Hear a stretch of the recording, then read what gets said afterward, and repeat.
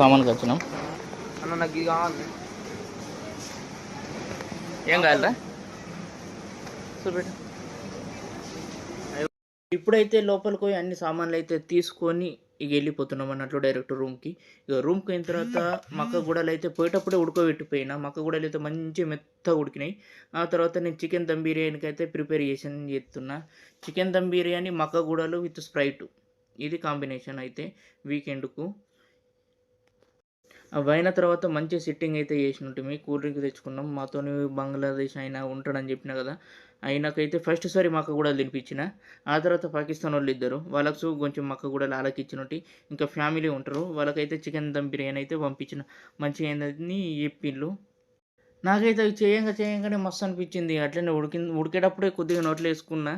అప్పుడైతే మంచిగా ఉడికినాయి అనిపించి తీసేసిన అన్నట్లు. ఇక చికెన్ దమ్ బిర్యానీ అయితే నేను వీక్లీ చేసుకుంటాము ఒక్కొక్కసారి.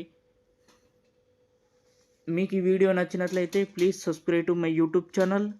Please follow the my page Lokesh Mudiraj. Thank you for watching.